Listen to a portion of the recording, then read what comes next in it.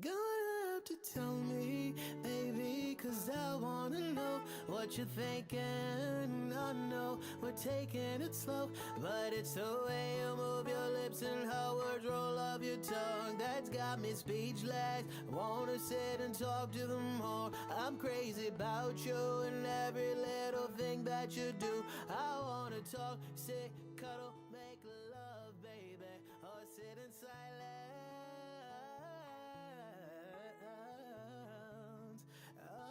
Oh, has anybody ever told you about your eyes? The way you move your lips, baby, when you cry. Tell me, baby, I wanna be with you, you wanna be with me. We should get together, baby, we should have some kids. Hey, baby, I'm in my wife, okay now. Baby, I'm in my wife, okay now. Baby, I'm in my wife, okay now. Baby, I'm in my wife, okay now. I love it when you ask me how I'm doing today. You love to check in, I get lost, I get in my way. But it's the way you move your lips and how words roll off your tongue that's got me speechless. Wanna sit and talk to the moon. I'm crazy about you and every little thing that you do. I wanna talk, sit, cuddle, make love, baby, or sit in silence. Oh, has anybody ever told you about your eyes? The way you move your lips, baby, when you cry. Tell me, baby, I wanna be with you, you wanna be with me. Hey, we should get together, baby, we should have some kids.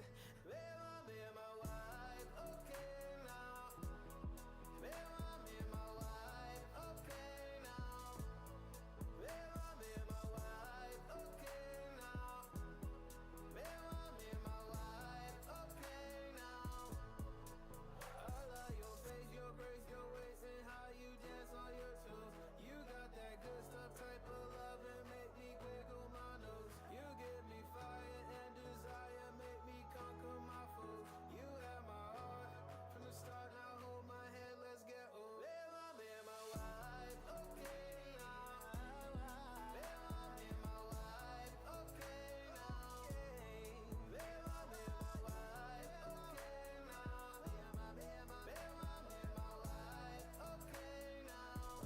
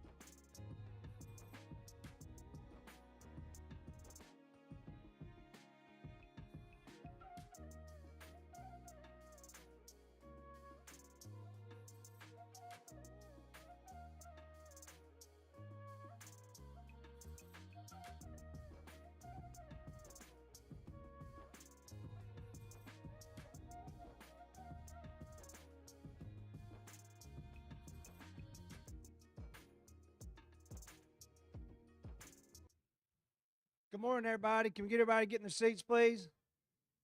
We'll get started.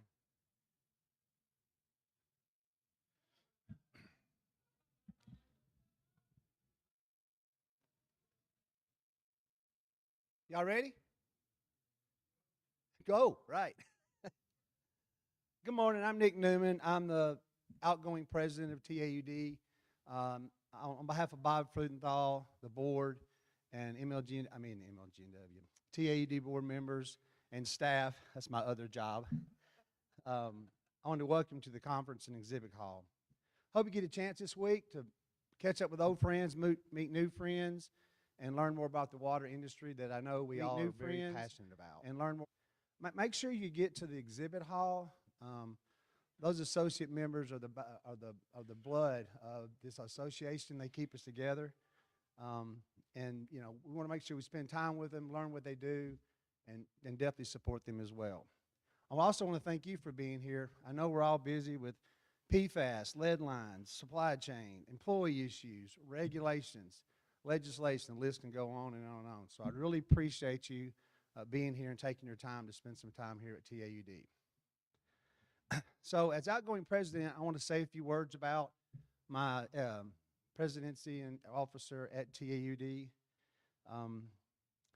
But this is going to be really short. You can thank a couple of people in this audience. Some guys took me up a mountain a couple of days ago, tried to kill me.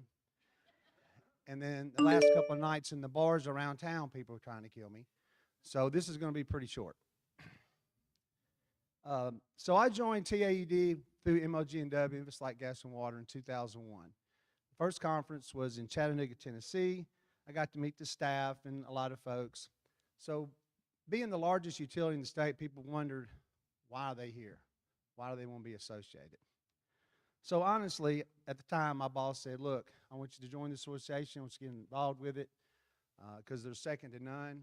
And we really get involved with the legislative efforts because they're really the best in that. They do better than anybody else on that.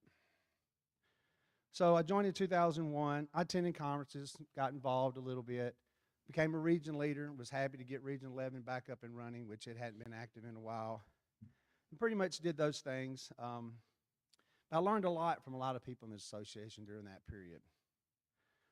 Then I was asked by the GOAT of American Water and Tennessee Water and the National Rural Water, Bob Freudenthal, if I would fill out the term on a board member who had to step down.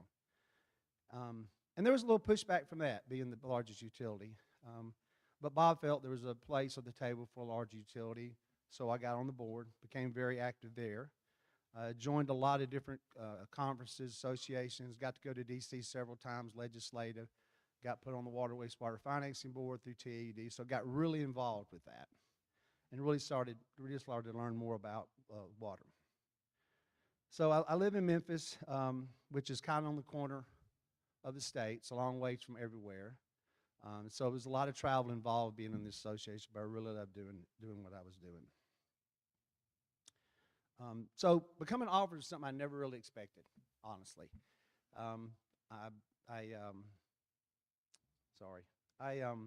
But Bob felt, and some of the board members felt like it's a good opportunity for me to get in there and learn more about TAUD. So doing it as a president, I got to travel to a lot of places, and there's some places around here that you get off the interstate and you drive a long way to get there to a region meeting. Yes, Anthony Pelham, I'm talking about your region meeting. Well, like I was in the middle of nowhere. But it was fun. I got to meet with a lot of folks around the state as my president. You go on those region meetings. And you learn that this is a family. This TAUD is a family. So last year we had a crisis in Memphis. My water load went from about 130 million gallons a minute to 220 million gallons a day. And I had several TAUD members, other associations, other people call me and say, hey, you need some help. What do you need? I called Seth Rye. Seth Rye had crews there the next day to help find broke mains because we were bleeding out everywhere. I say that to say, you know, is the association, that's what we do. Bob will tell you all the time, that's what we do here. So when my father passed away, I wasn't surprised, but I was humbled and honored that I had so many people come to see me when my father passed away and to reach out to this association. I was floored. My family was floored, just the outpouring of love for that. And I'll forever remember that. So I'll say it's been a pleasure to be on the board and an officer. I'd like to personally say to you, Bob, thank you for seeing me for who I am. And thank you for getting me more involved in this association and where I can learn from folks and people can learn from me. I love you, and your whole TAD family's behind you, as you know. So, the times I got to sit down with Mr. Charlie, Mr. Lois, and talk about life and best way to make cornbread was worth the price of admission. There's no doubt. Whether I'm watching the tractor pull with Freddie Weston, drinking way too many adult beverages with Mike, Paul, and Dustin, which has happened a lot, or going bargain shopping with Penny and Lisa, which we do that a lot. I've really enjoyed my time here at TAUD. I'm not planning on going anywhere, but I'm not planning on ever standing up and talking in front of this many people again, so I'm not real good at it. So I just thought I'd share you the whole thing while I'm done, and you'll never have to hear me talk again. Let's come to Memphis. But anyway, I appreciate it, appreciate my time at TAD, and appreciate y'all's patience in my little talk here, so thanks.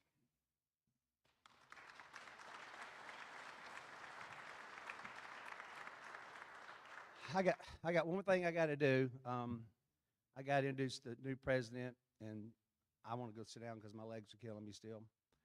So I want to introduce you to the new president of TAUD. He's a good friend and a great man. He is the general manager from the Water Authority of Dixon County, Mike Adams. Come on up.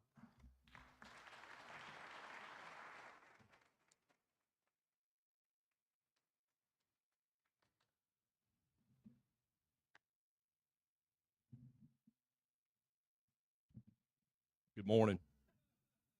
Hey, no short jokes. What is it? Oh, I knew that was coming.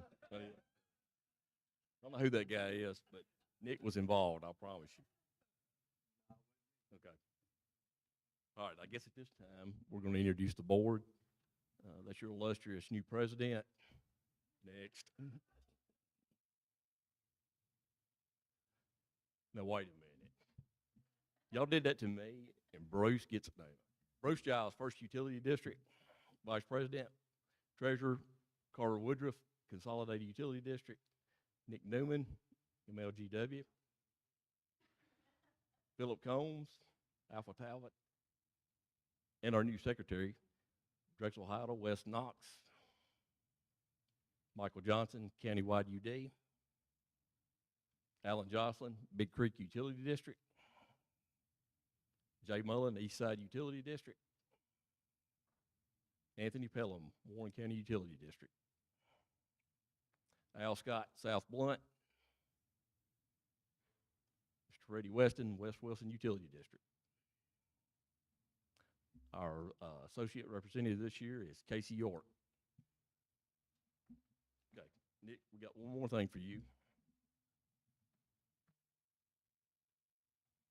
Your gavel.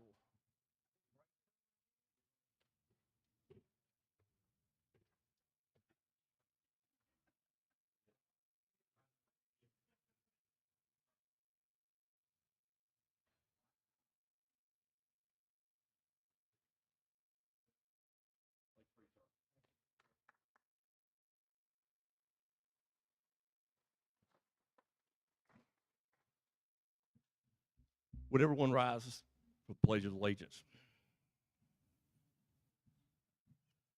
I pledge allegiance to the flag of the United States of America and to the republic for which it stands, one nation, under God, indivisible, with liberty and justice for all. Please remain standing. Brother Anthony Pelham, would you give thanks?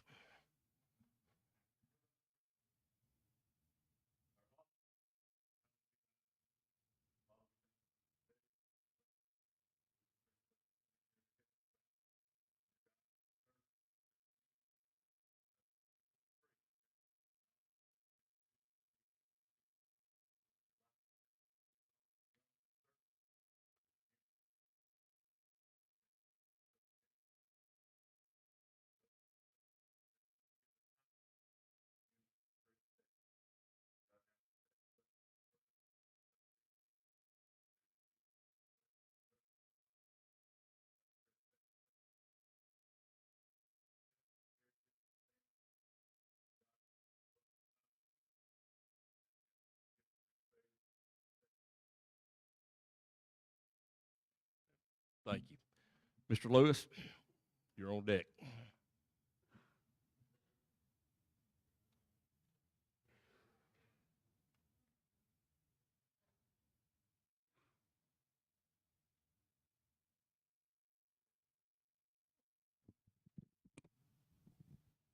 Test. Okay. We're going to go ahead and get started on the water contest now. Our judges, if you'll make your way over to our table over here. Mr. Peterson, appreciate you being here. I'll give you a chance to introduce yourself just a minute. Okay, Ross. Is Kyle here? All right, if not, Chris Hampton, thank you for volunteering. I had to make sure he was here before he volunteered. So we're going to get started here in just a minute. Before y'all sit down, I want to give you a chance just to introduce yourself, let everybody know who you are and what you do. Yeah, I'm Ross Colonna. I'm with the Tennessee Comptroller's Office. I'm the Assistant Director of Local Government Finance. I'm David Peterson from the state of Kentucky. I also sit on the National Rural Water Board as a secretary. I'm Chris Hampton with USDA Rural Development, the Community Programs Director. How much y'all give me to keep it? All right, thank you guys. Appreciate your help. Appreciate you volunteering. We'll go ahead and get started. Let me just go ahead and briefly give you kind of an update of what we're doing. As you know, each one of our 11 regions has a water contest throughout the year. Then we bring the winners of those contests up here, and we will have a state winner. That state winner will then represent the state of Tennessee in Washington, D.C. at the Rural Water Rally held by National Rural Water. And so we will do that in February. So they'll be our state representative. You will have a form given to you. If you look at it, you'll have 3 categories. Not that I would know anything about it, but it's similar to a wine tasting contest. And so you'll judge them 0 to 10 on the clarity. I know you're from Kentucky. That means, can you look through it and see anybody swimming around in it? Okay? Yeah, yeah. The bouquet, it means, does it stink? And then the taste, rate those 1 to 10. I'm sure most of them will be a 10. And then our CRAT staff there's 4 of them lined up over there with the computer, and they're going to try to add up the scores accurately. You don't have to add them up. We've got 4 of them, they'll figure it out. So you've got crackers there that will clean your palate. We'll go ahead and get started. We'll let that be going on while we continue with the rest of our program. So, guys, if we're ready, we'll go ahead and start that. What do I do next?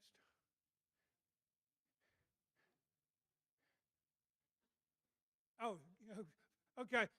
It appears that I'm now introducing Philip Combs. So, these are the list of the participants in the water contest today from each one of the 11 regions that you see there. And so at this time, I'll turn it over to Philip. Good morning, TAUD family. Good morning. Yeah, I'm excited to stand before you here today as your Tennessee National Rural Water representative. And thank you for giving me the opportunity to work on your behalf and serve each and every one of you. And it's my privilege to recognize several of our guests that we have visiting with us today. And many of y'all already know our good friend, Mr. David Peterson from the great state of Kentucky. David is currently serving as our Secretary for National Rural Water. David is the CEO of Cumberland Environmental Authority. And I think David has become a permanent water judge here in our state. David keeps coming back. You know, it's like a stray dog. You feed them, you can't get rid of them. They keep coming. So, and I was told I wasn't supposed to tell any jokes. Bob done banned me, so no impersonations or no jokes from me today. So I toned it down, Bob. So, but I'm told that David is the king of poo in his state. And I don't mean Winnie the Pooh. So welcome, David.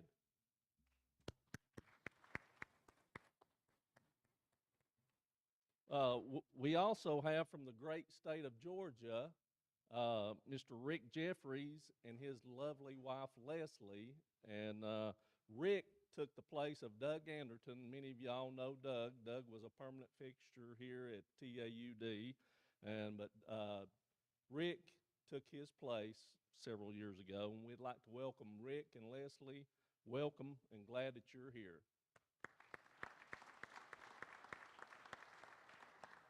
It is now my pleasure to introduce our guest speaker from the great state of Utah, Mr. Paul Fulgham, and joining him is his lovely wife, Miss Tina. Mr. Paul is currently serving as a member at large on the NRWA Executive Board. And growing up, Paul, his father was a plumber contractor who pushed him to be a journeyman and a master licensed plumber. And I think Paul told me when he went to work at the age of 8, his dad was a slave driver. So I don't know about that. I think he has how many brothers? 5 brothers and 4 sisters. So Paul has held many different positions with his state of Utah. He's been a circuit rider, a RD circuit rider, a management technician, and he has held other numerous positions throughout the state. So he serves as Public Works Director for the city of Tremonton, Utah, since December of 2000. And Paul and Tina are blessed to have those 5 children, 4 boys and a daughter. Now, usually when I go out to represent National Rural Water out on the out in the western states, people will say, you know, we have a really hard time understanding you and your really, really thick accent. So I've been really good friends with Paul and Tina for the last 13 years, and I have sort of learned to interpret what he's saying. So he has a little bit of an accent. So with that, if you have problems understanding what Paul is saying, if you'll see me after this, I'll try to interpret what he's saying. So help me in giving them a big Tennessee welcome, my friend, Mr. Paul Fulgham.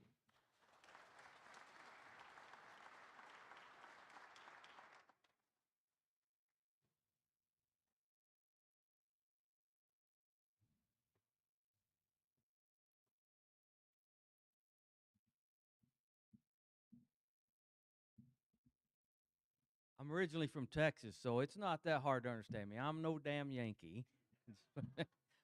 My father called me that after I moved up to Utah, but I'm still a Texan at heart. You know, and I like to thank Tennessee Association Utility Districts for inviting me out to speak. You have a great and talented, fabulous, brilliant, good-looking, kind, considerate, and humble servant, Philip Combs. You know, I had to go watch the movie Charlotte's Web to get all those great things to say about Philip, because he sent me an email. He says, be sure and say good things about me to the Tennessee Association. So that's what I have to say about Philip. No, Philip's a great guy. I've served with him for 13 plus years on the National Water Board.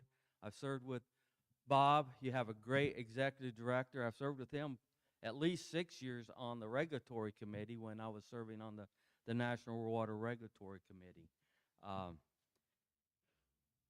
They are great Southern gentlemen. They welcome you with open hearts. We've been here in Tennessee for a few days, and I've enjoyed ourselves here. And because I am from Texas, and my family's roots go back into the 1840s in Texas, so I have a great fondness of Tennessee because of the history of the volunteers that came to help Texas achieve their independence with Davy Crockett and the great Sam Houston. So there is a good tie there, Philip. It's easy to realize rural water is the same no matter where you go. I've been to several different states now. No matter if I'm in Tennessee, Texas, Hawaii, New York, believe it or not, New York, rural water is rural water, and the rural people are the same. We have the same goals, the same ambitions. Um, I was raised in Northeast Texas from a very large family. There was 12 siblings, 6 boys and 6 girls. And my dad was a plumbing contractor, and so from the time I was old enough to have a shovel in my hand, I had a shovel in my hand. And my dad apprenticed me as a plumber. And because of that apprenticeship, by the time I was 17, I was able to take my journeyman's exam. And so once out of high school, I had my career set in motion, as most of my other 5 brothers did. We had the career set down that we were going to be plumbers. Little bit know our paths swapped. In 1987, because of economic reasons, I moved with my wife up to her hometown in Utah. And the hope was my brothers and sisters-in-law says, come up here. Thiokol Industry, who Thiokol make the rocket motors that sent the shuttle into the space. They were the big employer there. They said they need pipe fitters and plumbers out there. So we packed up. We moved up to northern Utah. But what happened? Before we got there, the rocket blew up, and Thiokol had shut down most of their things. So they weren't hiring. And because of that, I ended up getting a job with the city, the utility department there in Tremont, Utah. So I started out as an operator, and I worked for Tremont for 4 years as a wastewater operator. And I'm sure many of you know what that is about. Then after 4 years, I seen an advertisement for a job opening with the Utah Rural Water Association. Let me tell you my association with the Utah Rural Water. I went to work for the city on a Monday, and Wednesday I went to the first training I'd ever went to that was put on by Rural Water. I can remember today what that training was. That training was leak detection and line locating. And that was well over 30-something years ago. Leak detection, line locating, I can remember that training today. That's the importance of what Rural Water does, our Tennessee Association Utility District does. That training is vital to the operators across the state of Tennessee, just like they are the other state associations across the nation. So I went to work as a circuit rider. Do we have any circuit riders or wastewater technicians in the audience here? Greatest job I ever had. The most fulfilling job I've ever had. And so for 10 years, I did that job until the city enticed me back to come back to work for them as their public works director. Now, do we have any public works directors in the audience here? I know Bob was one. The most non-unfulfilling job out there. It's like if in your utility now, you get hammered all the time because of, water pressure's low. The water has a taste. The water this, the water that. Plus, you throw in all the other aspects of public works on top of it. Snow removal. It is not a fulfilling job. It gets you down some days.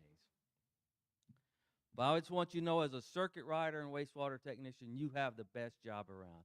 When you go to a system, they're happy to see you. You're there to help them solve problems and to stay out of trouble.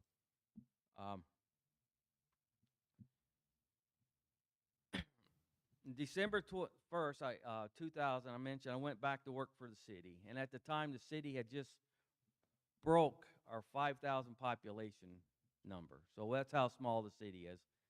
Today, the city sets of about 12,000. After 23 years, we've grown quite a bit, which is sad to say, but I know all of you probably have felt some of those growing pains that we've had.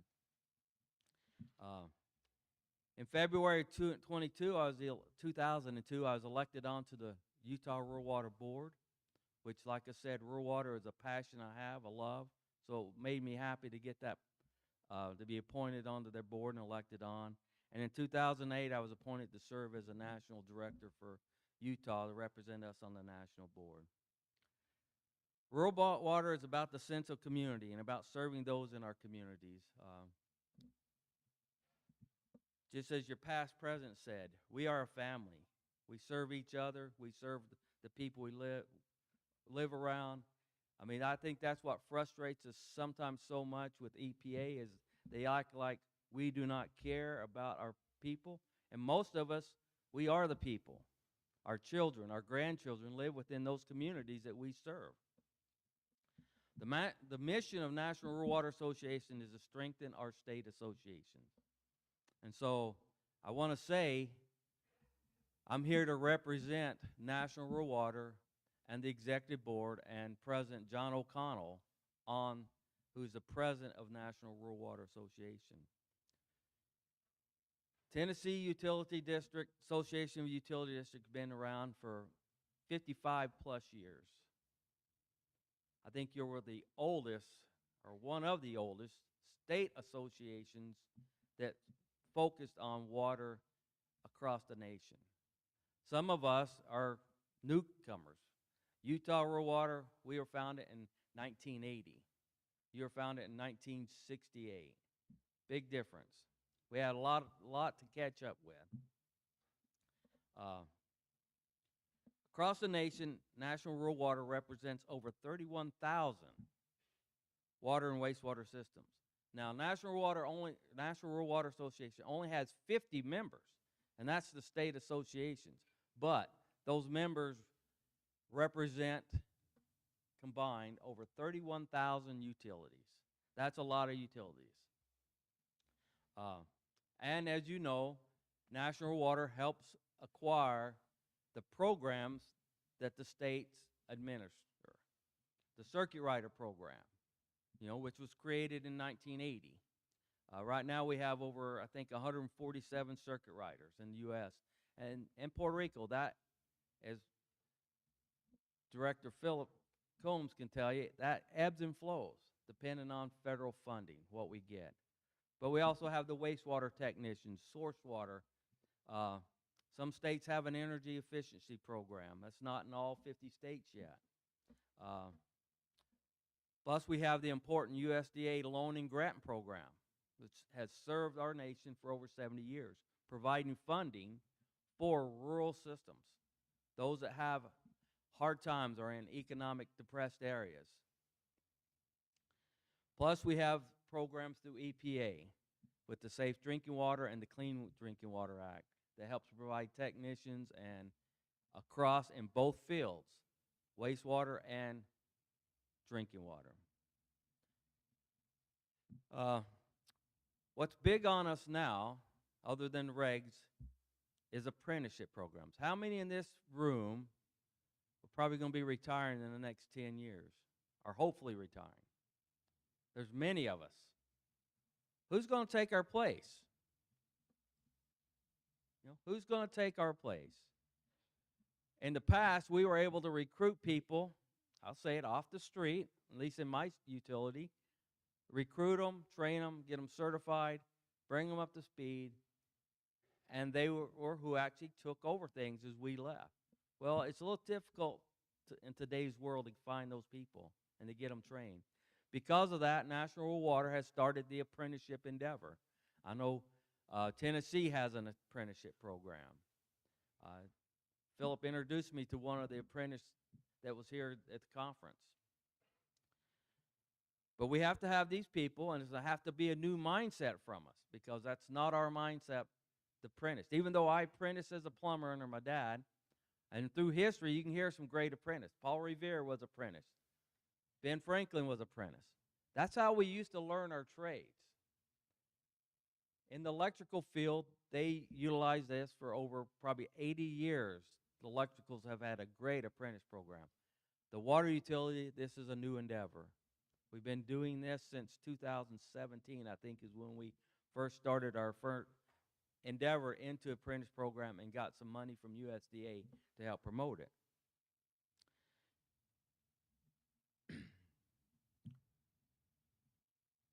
As I learned as a kid about plumbers protect the health of the nation. Water and wastewater operators and utility directors protect the health of our communities, which protect the health of our nation. You think about it. If it wasn't for our industry, what would water be like at your homes? If you even had water at your homes. We are the driving force to see that we have clean, safe drinking water. I don't believe it's the EPA regs that drive that. It's us as operators and managers that drive that. We have the burden of what EPA puts on us, but we all have the same goal: provide good drinking water and safe water back to the environment through our utility systems. Other things that National Rural Water have, we have some great legislative activities. We try to keep the monies flowing, so we have loan and grant programs. We try to curtail regulatory actions through the National Rural Water Regulatory Committee. Nationally, National Rural Water and rural water across the nation wasn't looked at. We're starting to be looked at as leaders. Look at what we've been able to do with PFAS as far as trying to get help to fight what's going to come down to us as PFAS shows up in our source waters. That is through the efforts of National Rural Water. Plus, trying to curtail some of the regulations coming down from EPA, the lead line rule, the lead and copper rule revisions. I mean, there is a lot coming down on us. We do have, I think Philip mentioned, the Water Pro Conference coming up in Colorado. It's a great place to come and learn about what new activities are going on, what National Rural Water is doing to us. In conclusion, rural water is a success because of the work that you do in serving your communities. As I said, we are the protectors of the health. We serve water, we serve clean wastewater back into the environment. You as environmental stewards, through your efforts in wastewater treatment, source water protection, you help protect the waters of your great state of Tennessee. You are the economic development leaders. Without clean water and a safe wastewater, what kind of industry could you attract to your communities? You know, I went out to the Bush Beans place. They had to be able to do what they've done over the last 100 years, they had to have great water. And I understand they have their own wastewater treatment facilities that cleans that water up and puts it back into the environment. Those are the industries we need in our communities. They provide jobs for our children and our grandchildren. If you're like me, I don't care if my children live close to me, but my grandchildren are what's important. And so as long as they're close to me, I'm happy. My kids, they could go away, but they can't take my grandkids from me. So that's why we need jobs and job development in our rural communities. I want to truly thank you for the opportunity to be here and for the great leadership that you guys are in the rural water world and in the rural water family. And this I say, and I appreciate the time here. Thank you so much.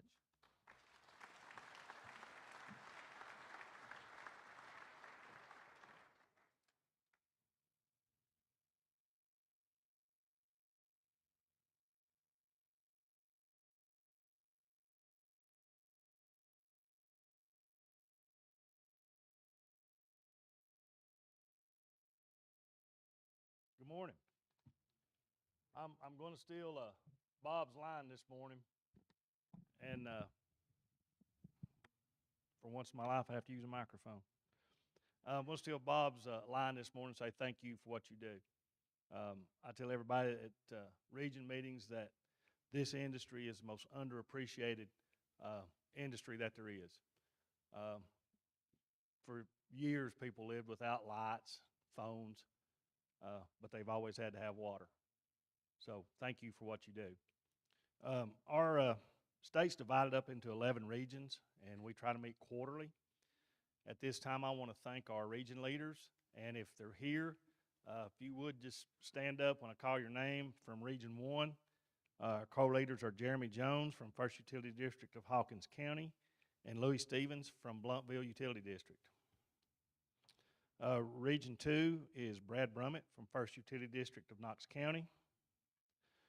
Region 3 co-leaders are Brian Gibson from La Follette Utilities and the new soon-to-be region leader is Greg Jones from Clinton Utilities Board. Region 4, Buster Harmon of Byrdstown Water Department and Anthony Pelham from Warren County Utility District.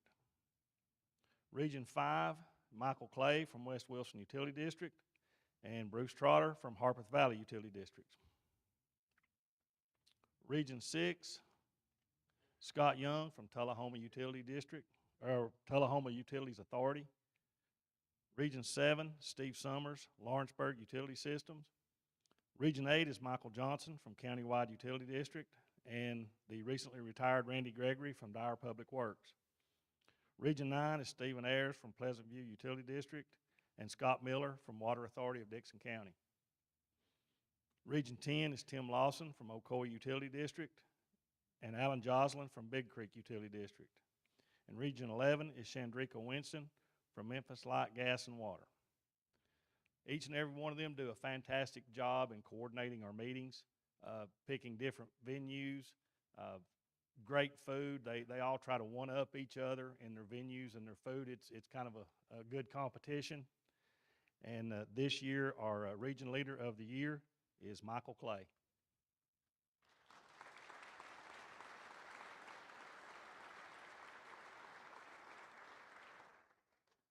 He was here 15 minutes ago.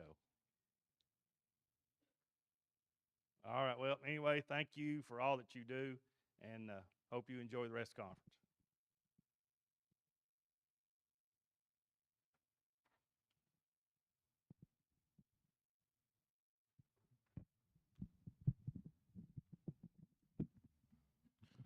Good morning.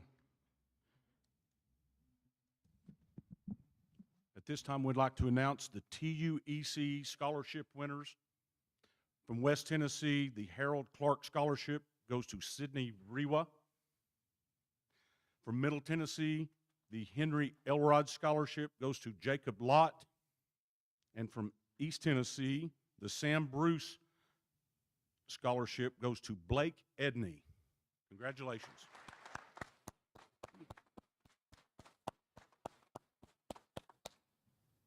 At this time, we'd like to give some TAUD staff awards. We recognize our staff, peers, and those who have left us a lasting mark on the association. These three people that we're going to recognize today are very special and certainly bedrocks to TAUD.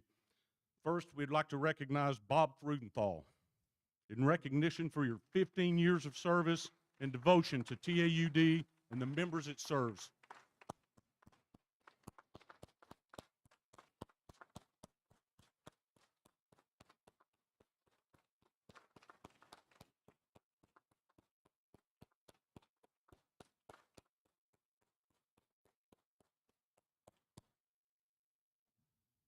Thank you, Bob. Next, we would like to recognize Mr. Greg Baker in recognition for your 25 years of service and devotion to TAUD, the utility districts, and the members that he serves. Greg Baker.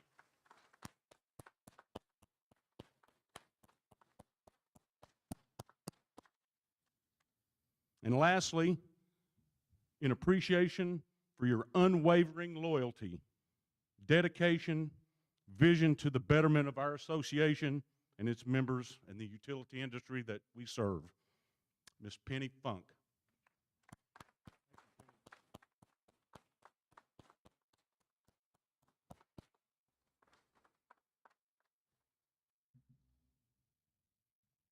We want to continue with some other recognition. We would like to recognize the Water Operator of the Year for 2023, Mr. Jimmy Murphy with the Water Authority of Dixon County.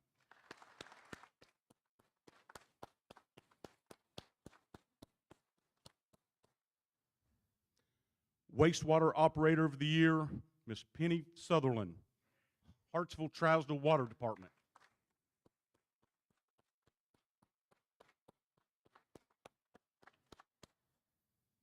Distribution Operator of the Year, Mr. Randy Gregory, City of Dyer.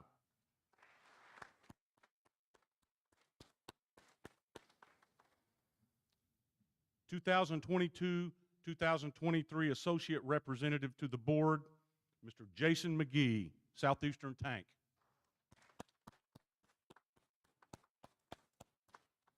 If Jason's in here, could he stand, please? Thank you. Women in Water Patriot Award goes to Mr. Bob Freudenthal, Tennessee Association of Utility Districts.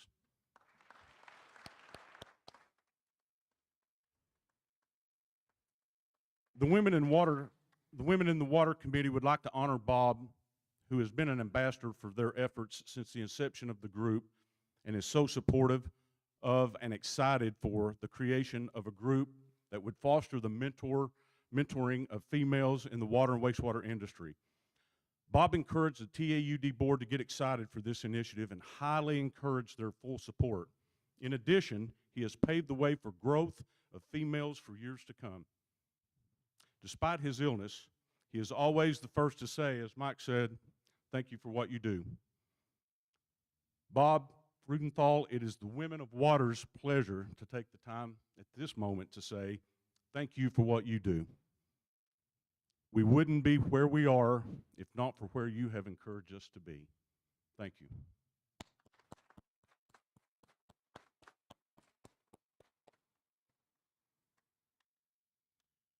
Women in Water Professional Woman of the Year, Maureen Averill, White House Utility District.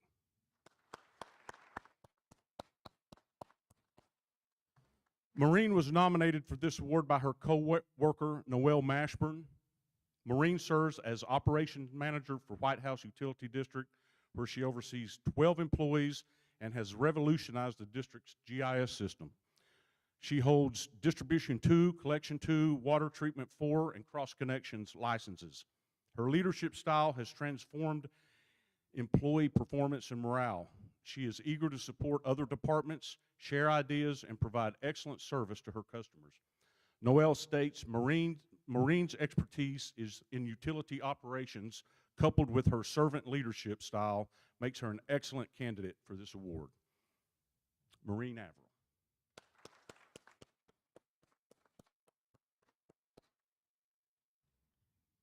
Administrative Professional of the Year Award goes to Carol Durant with South Blount County Utility District.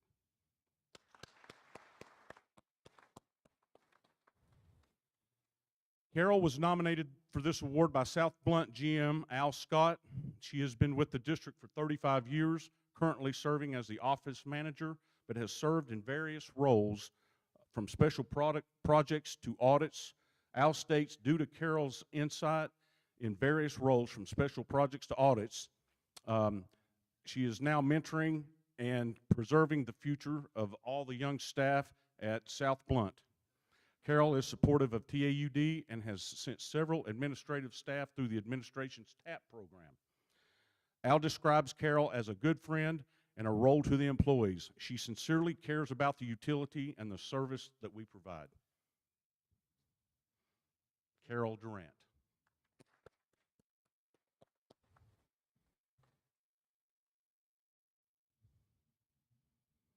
The Roger Boer Professional of the Year Award goes to Miss Sarah Lawson with the 1st Utility District of Knox County.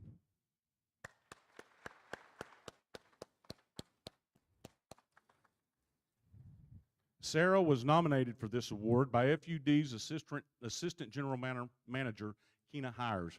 Sarah joined the FDU staff in 2016 as a summer intern. She began to work part-time until she graduated from UTK with a bachelor's degree in finance in 2019 and completed her MBA in 2020. Sarah has been instrumental in the district's budgeting process, capital planning, auditing, conversion of company retirement, and upgraded integrated work systems. Keena states, while Sarah is one of our youngest employees, her work ethic is inspiration to everyone.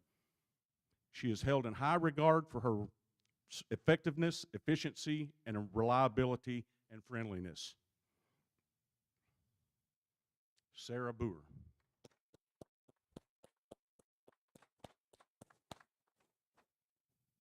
The Association Member of the Year Award goes to Josh Baker with McWayne Ductal.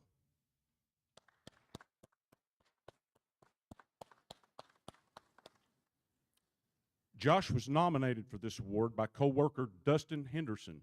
Josh has been an active associate member of TAUD since he began in the industry with American AVK, and in his last 5 years with McWayne Ductil. Josh regularly attends and presents at region meetings, conferences, and other TAUD events. Dustin describes Josh as a resource to all utilities in Tennessee, making frequent visits, providing education and insight on products, and is always available for customer questions. He is an asset to the utility industry. Josh Baker.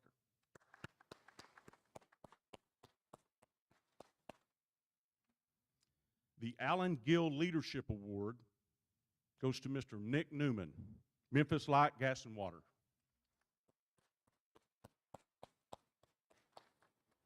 Nick was nominated for this award by his co-worker, Chandrika Winston Rosser. He's been with MLGW for 35 years.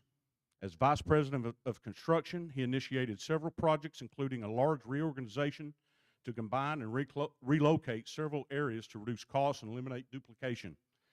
He was the leader for a $15 million naval support activity project, as well as the lead for the water and electric crisis teams for MLGW.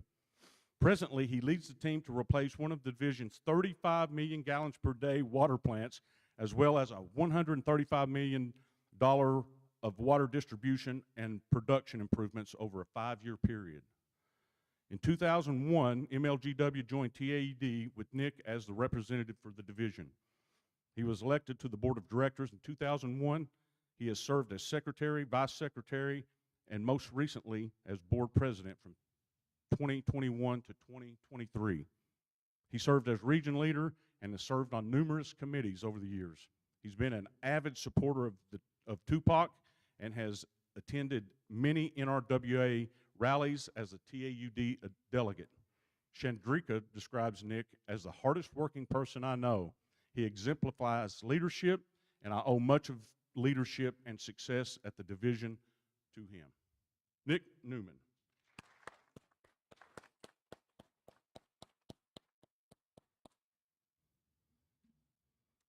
The Associate Wall of Fame Award goes to John Polk, Bar Environmental.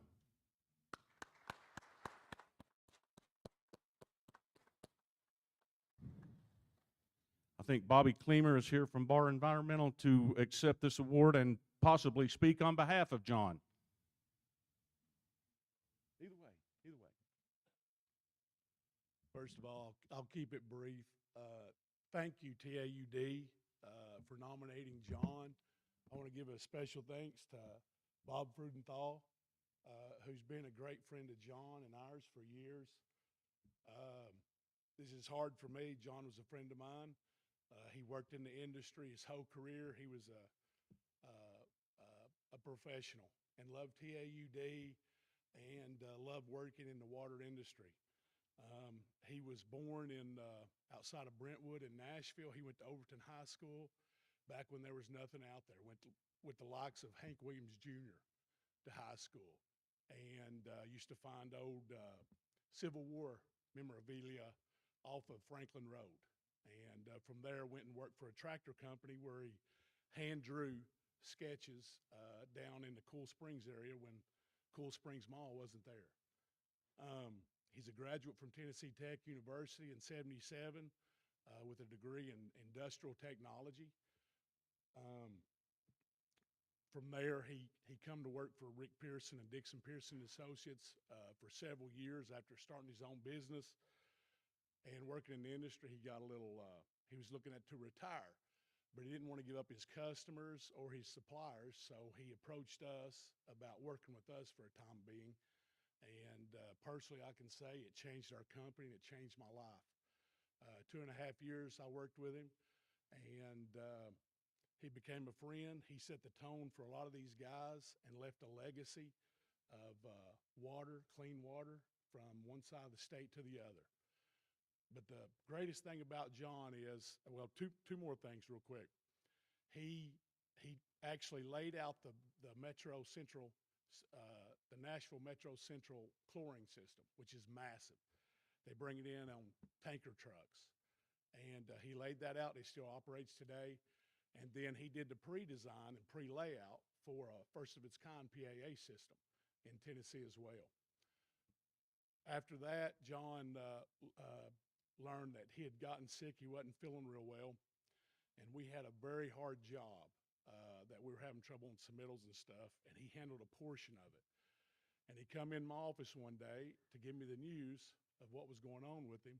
But before he did it, he threw up a submittal on my desk and said approved with one time. One time he got it approved. So he's a professional to the end. But what's most impressive of all, after he got the news that he wasn't going to live very much longer, he never worried about himself. Joe Smith, who works with us, took over WEF, which is a huge meeting for us.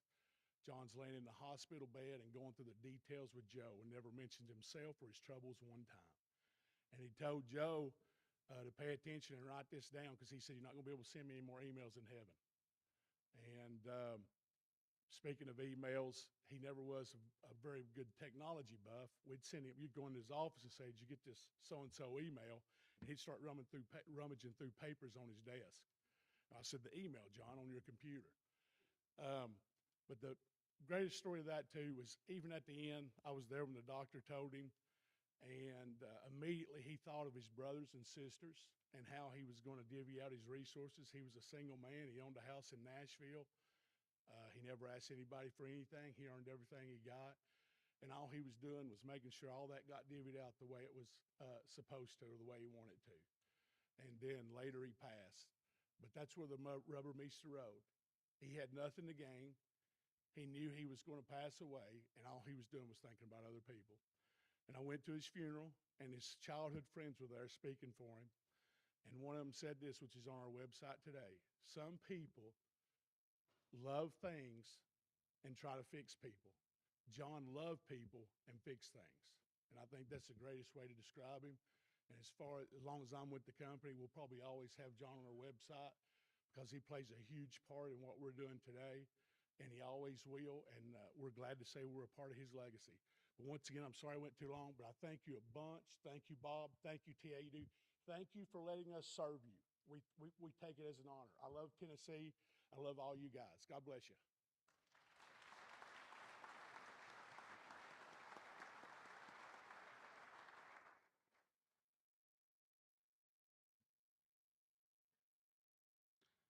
Our next award is the Allen Gill Leadership Award. That award goes to Nick Newman, Memphis Light, Gas, and Water. We want to recognize Nick again.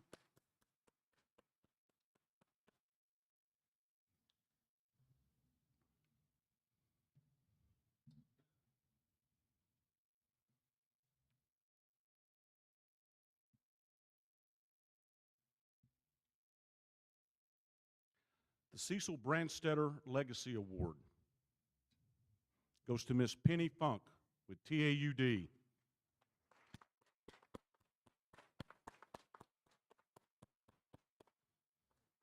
Penny was nominated for this award by Bob Freudenthal and affirmed by the TAUD Awards Committee unanimously. At 35 years of service, Penny is the longest tenured TAUD employee. She has worn many hats over the years, starting out as special projects, office manager, interim executive director, and currently serves as TAUD office director. Penny has made numerous contributions to the industry through her passion, her customer service, training, and programming for utility administrative personnel. In the late 90s, she developed the Administrative Professionals Conference, as well as the implementation of the TAP certificate program in 2010. She has vested interest in the welfare of the association and its members, constantly looking for ways to benefit the membership in all areas of training, advocacy, and technical support. Bob says Penny is the backbone and historian of the association. Few others have served TAUD and this industry the way she has. She truly loves TAUD, and she is a beloved member, and we are so fortunate to work so closely with her and call her family. Miss Penny Funk.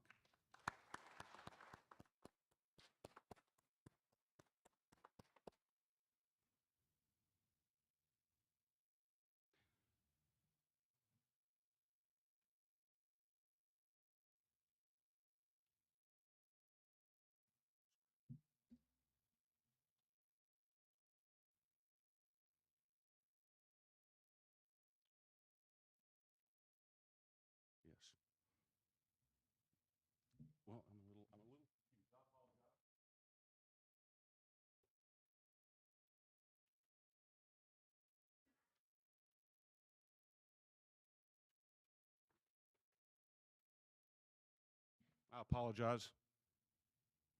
The Veteran Management Services Award goes to Mr. Lance Smith. Lance Smith.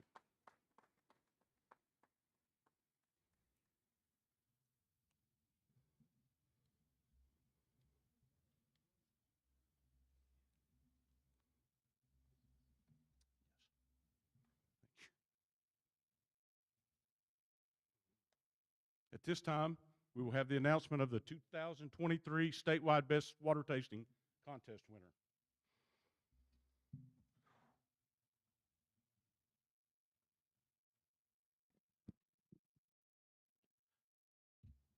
First of all, I want to thank the contestants. They are listed in the order of their region: Lakeview Utility District, West Knox Utility District, Norris Water Commission, City of McMinnville, Hendersonville Utility District, Winchester Utilities, the City of Loretto, Humboldt Utilities, 2nd South Cheatham Utility District, East Side Utility District, and the Town of Oakland. This year's representative at the National Rural Water Rally in February in Washington, D.C. is Humboldt Utilities.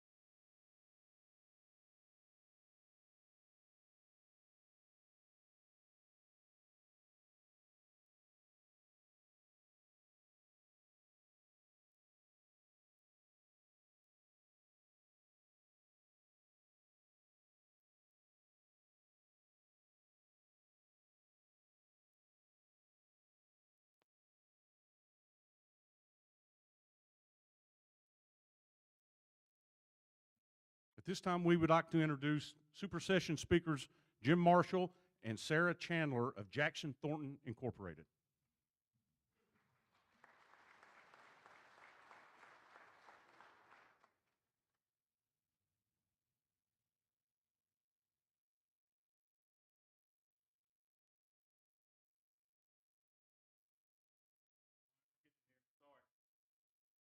We're both going to be on stage. All right. About a little over a year ago, Sarah and I were at a conference, I think in Lexington, and there was a national consultant that presented the results of a national rate survey. And it was Seattle, Phoenix, Atlanta, big cities from all over the country. Austin, Texas was another one. And while we were sitting there listening to the presentation, I was like, man, that'd be pretty neat to do for TAUD. How do we make that happen? And turn around in the session, and Bruce Giles and Keena Hires were in there as well. Talked to Bruce. This is back last summer. They were in real quick. We then met at this conference last year, met with several board members individually that are clients, and I forgot I had the clicker in my pocket. But I do want to thank, and y'all can see the names, Mike Adams, Bruce, Drexel, Alan, Jay, and Al, are all longtime clients and friends, and they were very instrumental in helping us getting this off the ground, and more importantly, figuring out what would be valuable to y'all. I have my perspective on stuff, Sarah has hers, but what matters to y'all? Anthony Pellin played a big role in it as well. So this is, at this conference, got it going, got approval by TAUD staff. Bob, John, and Don have all been a big help. Beth. Soliciting information. We announced it or kicked it off formally at the leadership conference a year ago. Sent out the sent out the emails to start getting the data back after the first of the year, and got data up until a couple weeks ago. So this is our best attempt to kind of show where y'all stand compared to one another. We get that question all the time, right? How do we compare to somebody else? Well, in a cost of service world, which is what we do, I don't like comparisons, right? Because when you go shoe shopping, you don't take your neighbor's feet. What's best for your system and your system only? So with that, this is trends, this is general topics. I'm not going to intentionally offend anybody, but I probably will. Come up and talk to me after, right? I mean, so we're here until tomorrow morning. If y'all have questions, ask. And we told we have as much time as we want, so y'all get comfortable. We have 25 minutes. 25, okay. But that's the whole intent, is to let y'all see where you are and then some trends. And Sarah will go through most of it, luckily for y'all, and I'll kind of interject as we go through it on what we're seeing, whether that's talking to individuals here at this conference or just what we're seeing from a bigger picture and what it could mean going forward. Okay, so the first thing is we tried to keep it as simple as we could. We did 5 questions total, as well as asked everyone to send us their current rate schedules. So the questions we asked were, how many meters do you have? How many miles of line? The date of your most recent rate change, and type of source, annual volume, and your current rates. So, so we felt like, and we're not going to be able to present everything that we learned from the study, but as Jim said, we're taking the highlights, showing y'all the trends, and you know, we will develop more in a fuller presentation, hopefully in the next 3 to 4 months, that'll show you all of the information. But we felt like this was a really good snapshot, a good start for our first time doing this, and hopefully it's something that will grow and y'all can learn from about each other. And I'm already interrupting. If you haven't participated yet, please participate. The more information we have from more utilities, the more influential, the more informative it will be. We are not doing this as a level of oversight. What you're going to see is the intent of what we did, right? So there's no, you know, we're not trying to be the bad cops or anything like that. We just, the more information, the better. And we'll see, you know, by region who participated, who didn't, and that kind of stuff. But if you haven't participated, please consider doing it. We will update this survey and get it out with more utility information and then a deeper dive with some of the data points that we collected. Right. There'll be a QR code at the end of the presentation for you to upload the presentation, as well as a QR code for you to upload the survey so that you can participate if you did not. Again, one of the things we love about TAUD is y'all come together to share best practices. So this is another tool in your toolbox to go, okay, what can I learn from other utilities? What does the state as a whole look like? So it's just about helping each other, which is what this organization is about. Okay, so we had 116 utilities participated in this survey thus far, and you can see how they break out. We put it on region. 73 districts participated and 43 municipalities. And then we've got the percentage of participation by region. So all you region leaders, let's get a little competitive and see if we can't bring some of these percentages up.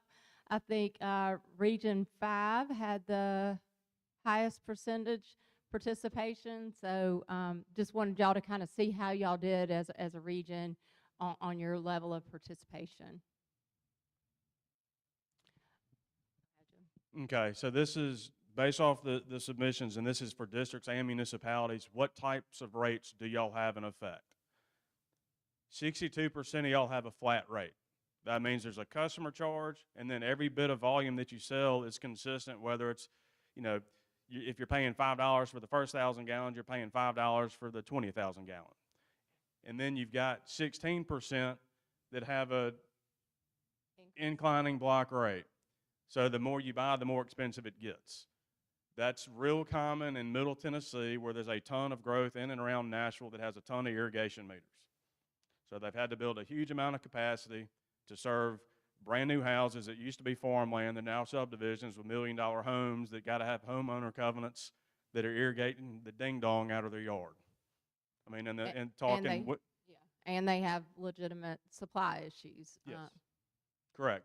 Inclining block rates, that's a great point, can help affect behavior and send a conservation signal to your customers. Then there are 22% that have a declining block rate. So the more you buy, the cheaper it gets.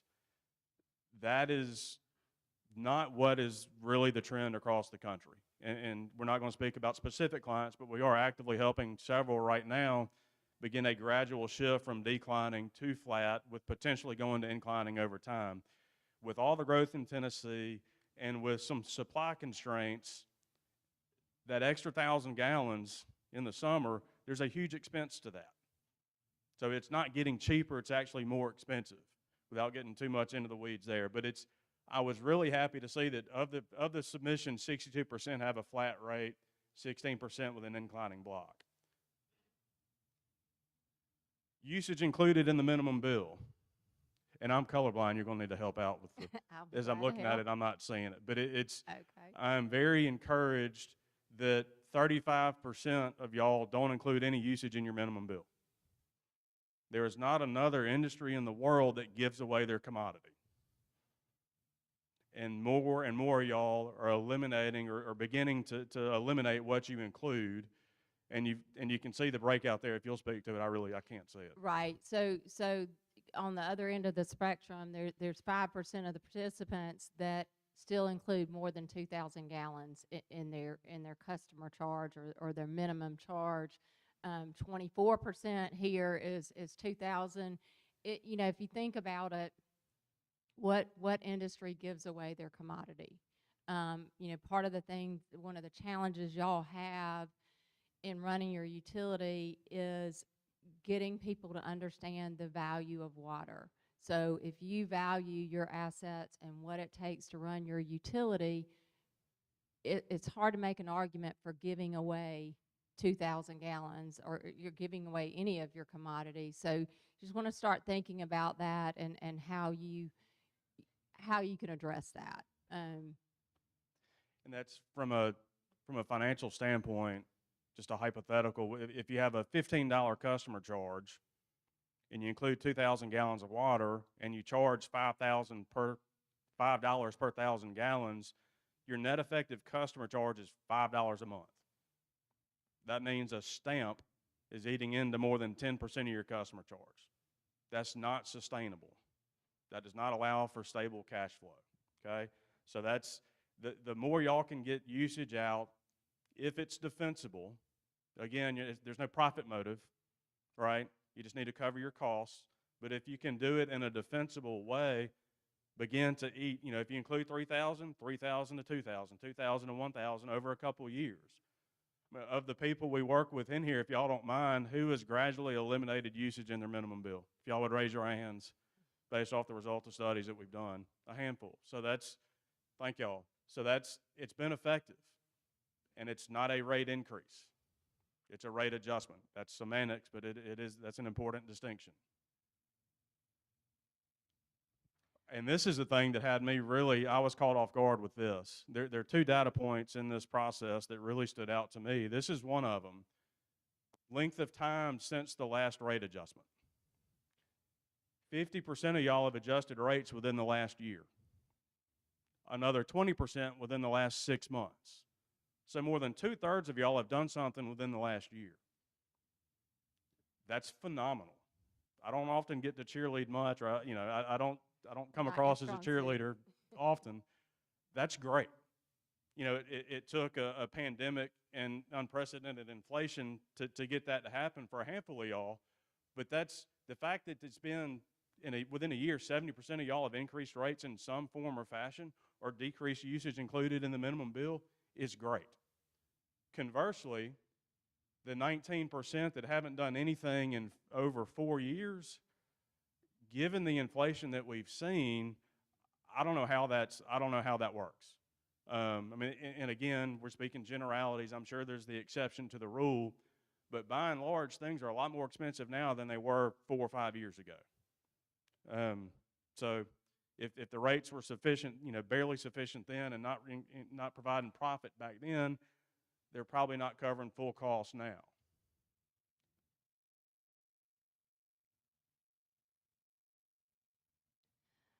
All right, so we're going to look at, this is going to be a series of graphs for y'all to look at. I know there's a lot of lines on there, and we've highlighted the median on each one. So this is so we're going to look at all the participants, then we're going to split it out by municipalities and districts, and then we're going to split it out by utility size. So the graphs are going to look similar, but just want y'all to see the trends and kind of how everything looks overall. So we just calculated using y'all's rate schedules for 5,000 gallons, how much did it cost or what was the rate for each participant. So the median, you can see it goes from well under $20 to almost $120 to buy 5,000 gallons of water. So the median was $47.15. So you can just see how the range goes.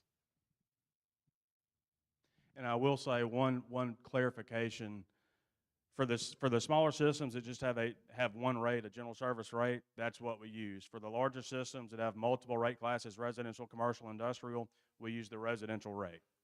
Correct. So this is the district participants. You can see it was 47 for overall, and it's 53.60 for the districts. Conversely, on the municipalities, their cost, the median cost was, just under $33. So thinking about some reasons that might be. Okay. This was the other data point that jumped out, and Anthony and I talked about this earlier. If you look, 53.60 for districts, 32.90 for municipalities. Why is there such a wide range? And this is where I'm probably going to aggravate a handful of folks. Very rarely when we work with districts do we hear anything about election cycles, right? Very rarely when we work with municipalities do we not hear about election cycles. That's a huge, huge challenge in the municipal realm. So coming back here to the districts, this 53.60, based off our experience here in Tennessee, I feel pretty confident that that's a good number that's covering your costs. It may not be perfect, but as a standalone entity, you have nowhere else you can get money.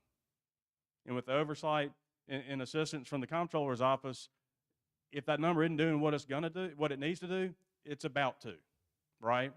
So that 53.60, I feel is sufficient. That's a good indicator of the true cost to sell 5,000 gallons to a residential customer. With a municipal system at 32.30, I'll give you a great example. I did a city council meeting in South Alabama Tuesday night.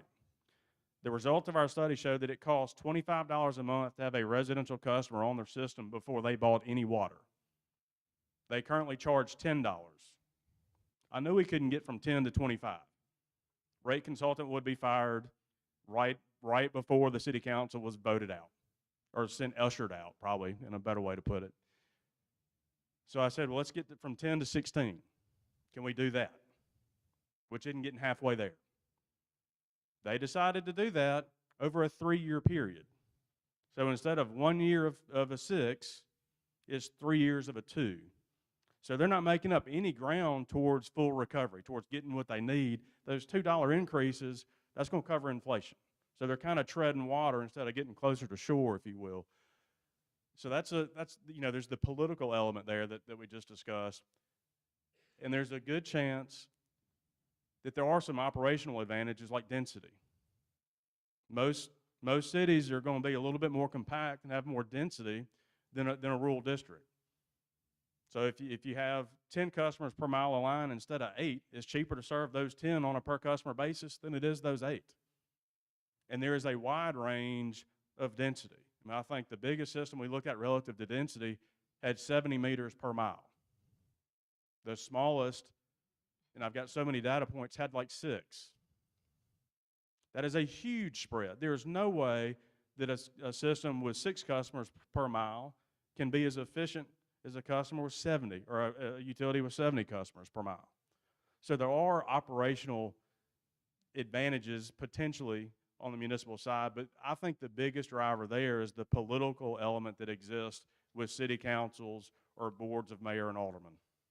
And I will say one other observation is that some of the municipalities, they may have 4 systems, and you know, sometimes electric is subsidizing water and sewer when it may not should do that, but that's you know, something that municipalities have that districts don't have.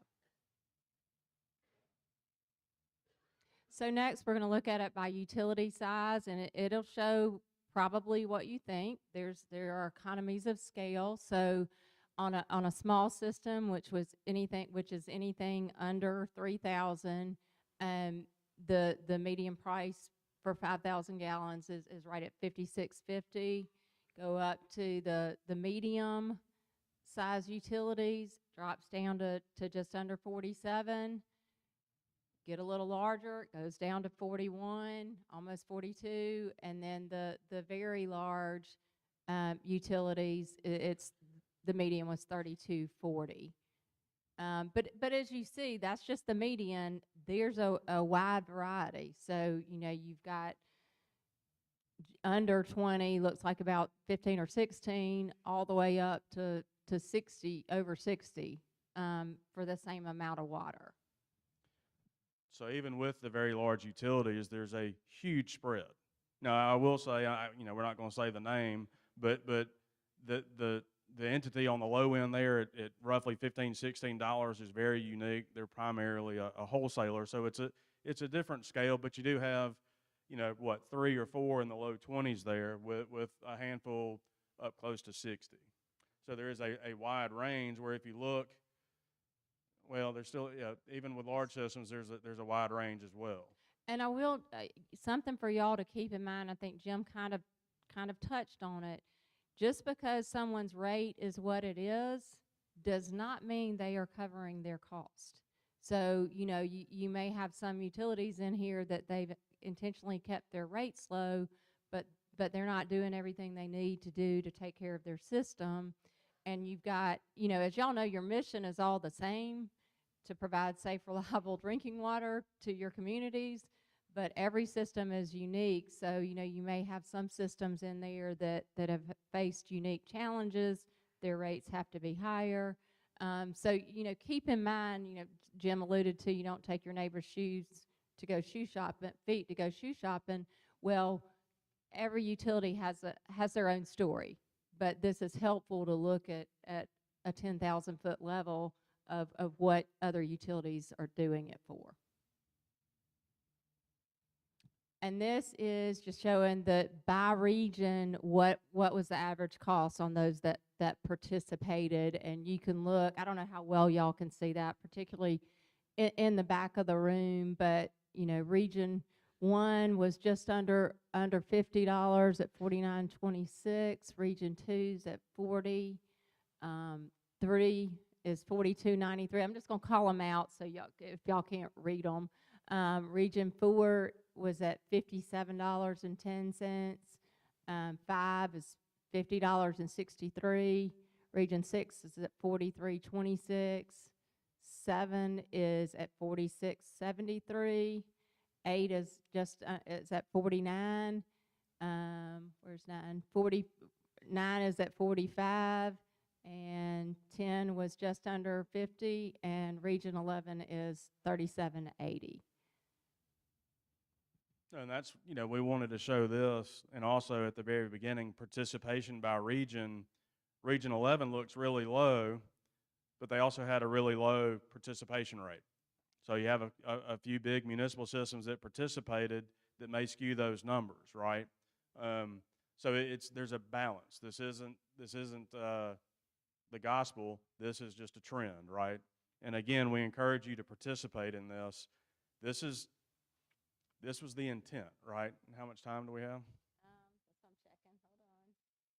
We got about 4 more minutes. Okay. Well, this might actually work out. Yeah. So. But I mean, that's really the end of this. We knew we had about 20, 25 minutes to talk.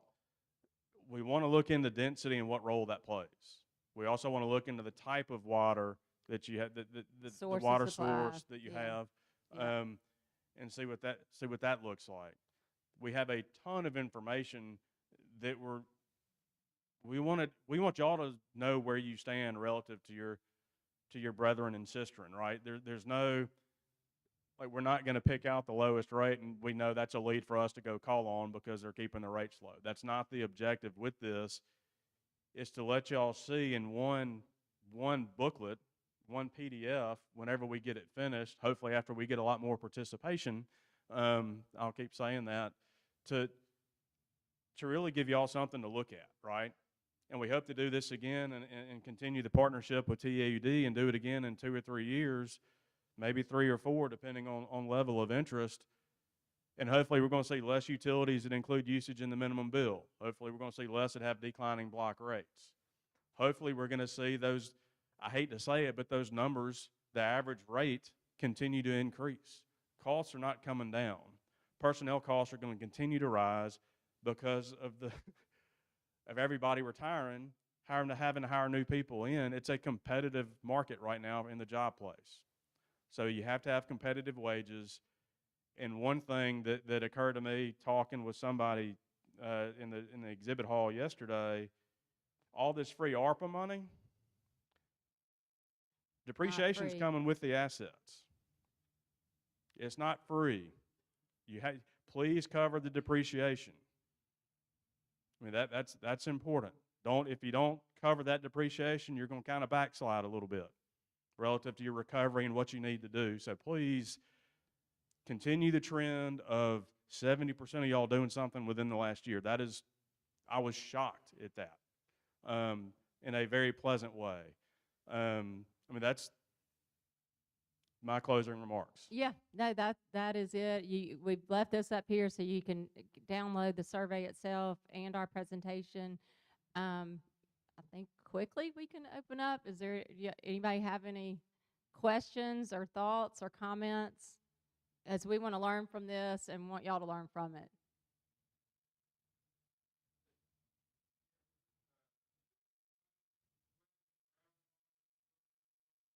Yes. We have the data, yes, but we did not include a slide here. It will be in the full slide. Yep. And presentation once we get it all together. But that's an important thing to look at, right? What is your source and how much does it cost you to clean it and all those things. We fully intend to do that with the full deliverable. I'm going to be honest, I underestimated the time involved in doing this. And we couldn't get that turned around and then presented in a clear way. In my mind, and if I'm wrong, I apologize, this was a good bite. And then we'll have another bite with additional information, and then there will be a deliverable of a PDF for all y'all to have. Wayne, what you got? What you got?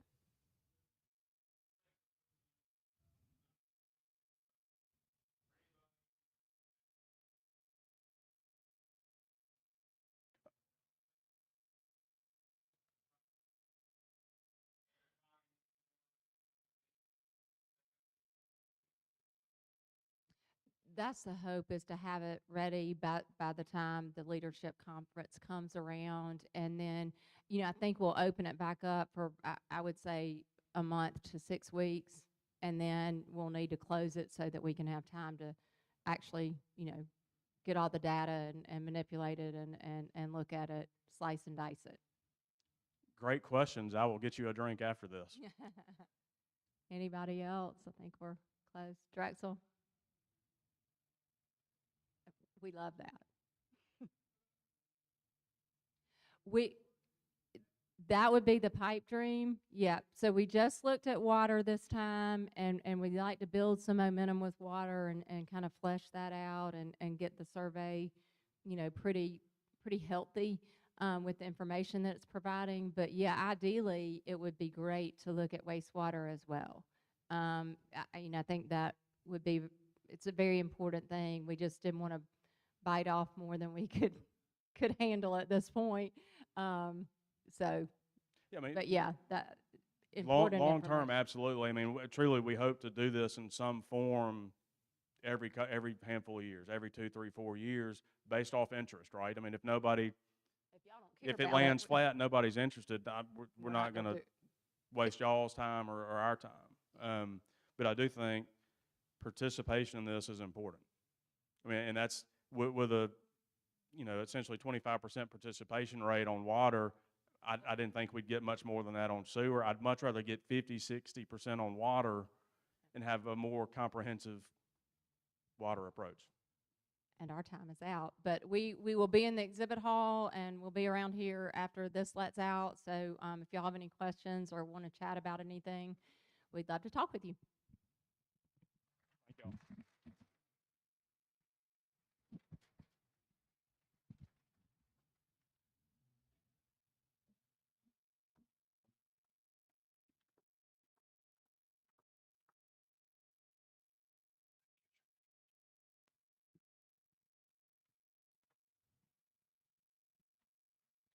Okay, we are very close here, folks, for our lunch break.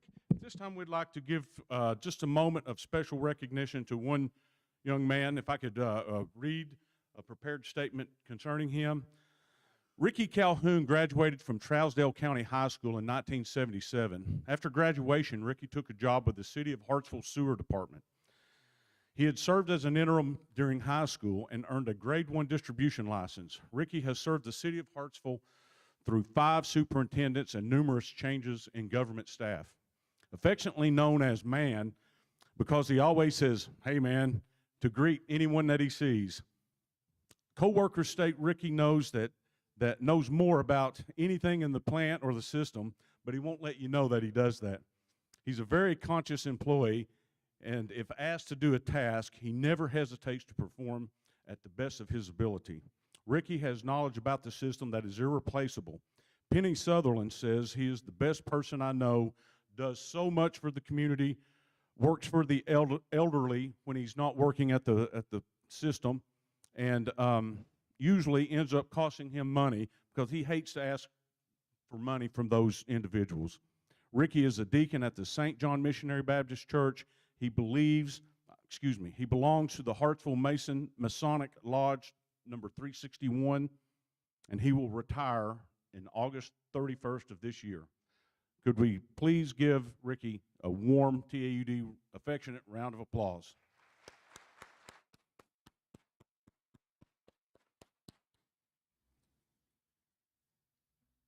We have 2 door prize winners that we'd like to announce.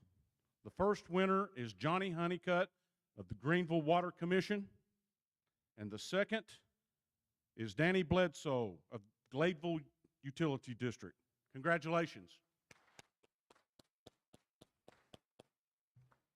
Come forward and we'll give you those door prizes.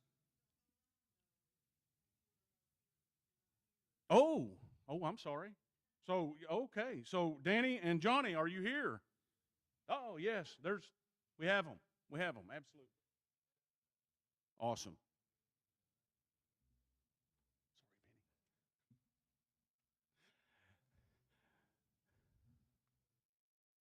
At this time, John Greer is going to bless our lunch today. Thank you, John. Absolutely. Would you pray with me? Father, we love you so much. Thank you for this great group of people, Lord. Thank you for our ability to serve our communities. We pray that you would bless this food, bless our conference as we move forward. It is in Jesus' name we pray. Amen.